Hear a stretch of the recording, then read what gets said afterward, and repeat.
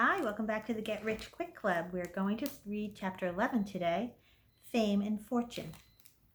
Well, I guess I overestimated the intelligence of the human race. I assumed that when the Bogle boys started spinning the ridiculous tale of our alien encounter, Channel 6 would kill the story and show some real news. But I was wrong. Not only did they put us on TV, but they even ran us as the top story on the news that very night.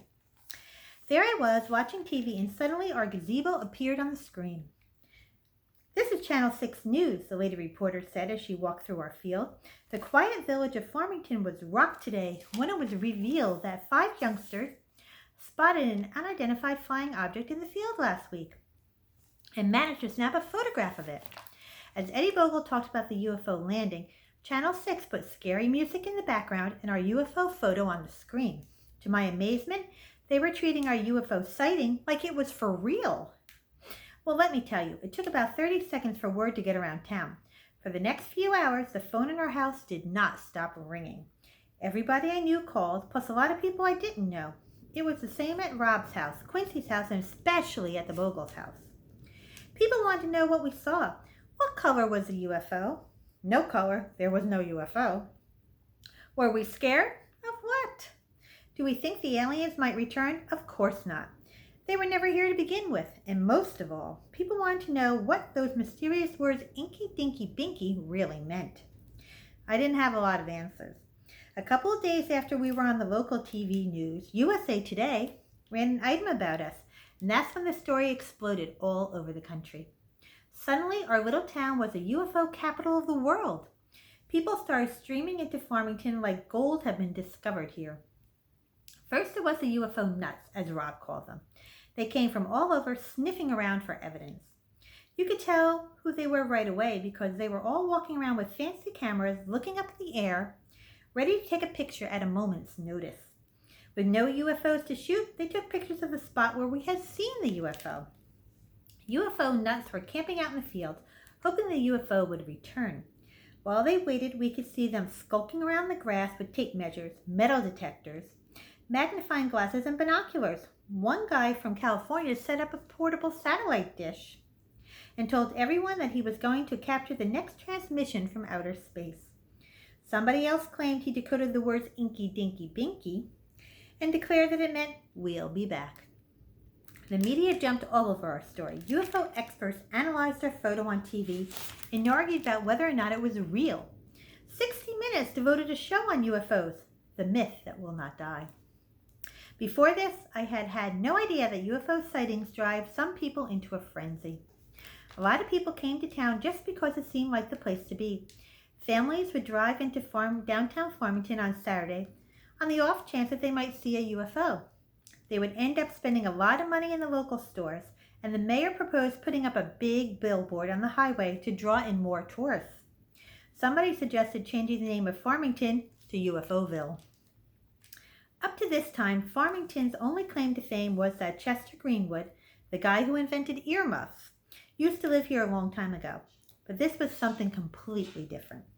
It was the most exciting thing to happen in Farmington since some flood washed away just about the whole downtown area 60 years ago. You could feel the excitement in the air. All anybody wanted to talk about was the UFO sighting. Meanwhile, me and Rob and Quincy and the Bogles were becoming celebrities. Every day another reporter would be asking for an interview. A camera crew came all the way from Japan to talk to us. We got so many phone calls that the twins' parents had to get an unlisted number. People wanted to stop us on the street to take our picture. After the UFO article ran, the Farmington Journal had to print 10 times as many papers as usual. So they kept running follow-up stories about us. They interviewed our teachers, our friends, anybody who ever knew any of us.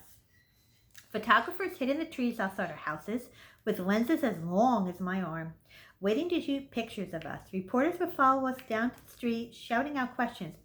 "Are you hiding aliens? Are those aliens friendly? And of course, is the picture real?" The Bogle twins were the most popular of all. People would come up to them asking for autographs. Eddie and Teddy could barely write in cursive, but people wanted them to sign autographs. Some kids in Missouri started a Bogle Brothers fan club. At least 3 websites devoted to the Bogles popped up. They put a photo of their stupid dust box online. You'd go by the Bogles' house, and there would be reporters and photographers hanging around, waiting for the twins to come out. There was an item in the paper about some Hollywood producer who wanted to tell the Bogle twins' life story. The only people who didn't fall for our hoax were the kids who knew us from school. They all knew right away that we had faked the UFO photo, and they thought it was a big hoot that the rest of the world didn't catch on. I suppose that's why none of them told on us. "This is Captain Moonbeam from the planet Nycad," some kids said when we picked up the phone one day. "Deliver a pizza to the gazebo at 8 o'clock and we will take it with us back to our home planet. Extra cheese!" Then he started giggling and hung up. Much to our amazement, the words "Inky Dinky Pinky" quickly became a national catchphrase. Everyone started saying it. When Jay Leno or David Letterman told a joke that bombed, they would simply say "Inky Dinky Pinky" at the end, and everyone would crack up. The newspaper reported that scientists were analyzing the mysterious phrase on computers to determine what the hidden meaning was. It wasn't long before we started seeing t-shirts that said "Inky Dinky Pinky" on them. That got me a little angry. This was our hoax. If anyone should be making money off of it, it should be us. That's why we shot the fake UFO pictures in the first place.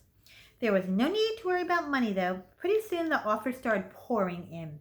A company that made disposable cameras wanted us to be in their commercial, acting out our UFO sighting.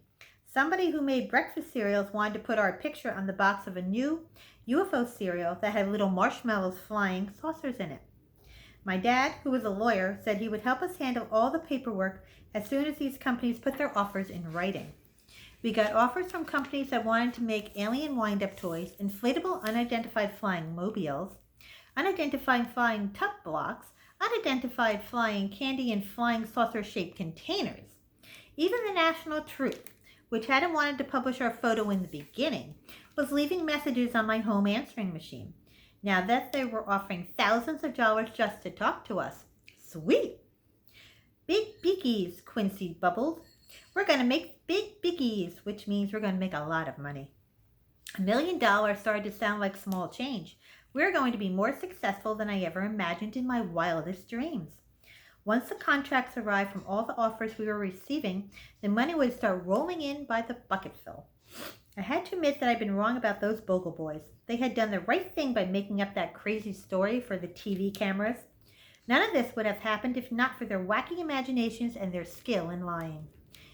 There were some UFO nuts hanging around our gazebo, so Rob, Quincy, the Bogles, and I climbed up into the tree where it had all started for us. "You know," I said, feeling as good about everything as I possibly could feel, "someday this tree will have a plaque on it in honor of us." "At my last checkup, the dentist said my teeth had plaque on them," Eddie said. "It's not the same kind of plaque, dingbat," I said. Everything was going just as I had hoped. The Get Rich Quick Club was actually going to get rich quick. So, at this chapter, what's going on? Everyone in the country believed that they actually saw a UFO. We'll see what happens in chapter 12. Have a great day.